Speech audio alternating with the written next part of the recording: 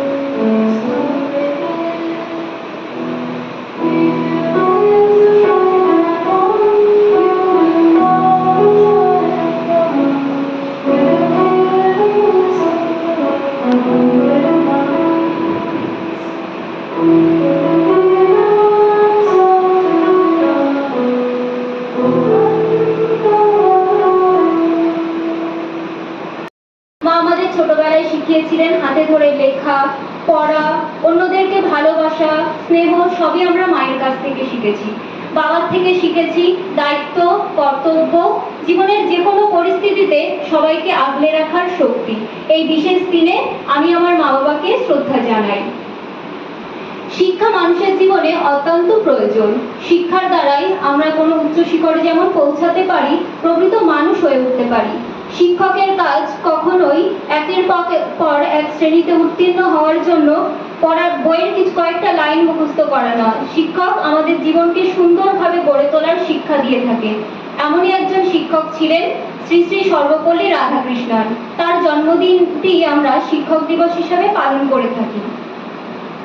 এছাড়াও ভারতীয়দের কাছে, বিশেষ করে বাঙালিদের কাছে একজন প্রধান শিক্ষক ঈশ্বরচন্দ্র বিদ্যাসাগর। তার বর্ণ পরিচয়ের মাধ্যমে আমরা প্রথম ভাষা শিখি। তিনি বাংলা ভাষাকে আরো সহজ সরল করেছে, বাংলা বর্ণকে আরো সহজ সরল ও সমৃদ্ধ করেছে। এবং এছাড়াও তার নীতিকথা, নীতিগল্প আমাদের জীবনের যে কোনো ভালো কাজ করতে শেখায়, আমাদেরকে প্রকৃত মানুষ হয়ে ওঠার শিক্ষা দেয়। এবং তিনি সমাজকে সংস্কার করেছেন শিক্ষার দ্বারা। তিনি বুঝেছিলেন শিক্ষা ছাড়া কোনোভাবেই আমাদের সমাজ চলবে না, তাই সমাজের সংস্কারের জন্য অবশ্যই শিক্ষার প্রয়োজন। তাই তিনি পুরুষদের পাশাপাশি নারী শিক্ষারও ব্যবস্থা করেছিলেন। বালিকাদের জন্য তিনি বিভিন্ন বালিকা বিদ্যালয় তৈরি করেছেন। তার বিভিন্ন লেখনী আমাদেরকে সমৃদ্ধ করে, জীবনে এগিয়ে যেতে সাহায্য করে। এই দিনটিকে তাকে অবশ্যই আমাদের স্মরণ করা উচিত।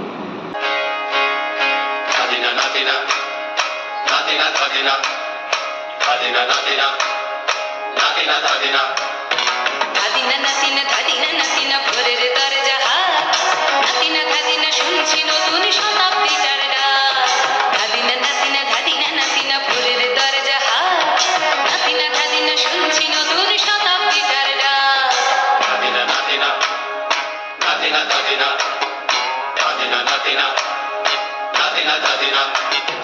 আজকে ভালো যেটা হয়তো কালকে ভালো নয়, আজকে যেটা তোটা নাতে কালকে সে নিশ্চয়। জীবন মানে ওঠা পড়া, জীবন ভাঙা গড়া, ভাঙতে করতে উঠতে পড়তে সময় চলে যায়। মন্দ ভালো সাদা কালোয় জীবন বয়ে যায়। ধাদিনা নাতিনা ধাদিনা নাতিনা ভোরের দরজা হাত, নাতিনা ধাদিনা শুনছি নতুন শতাব্দী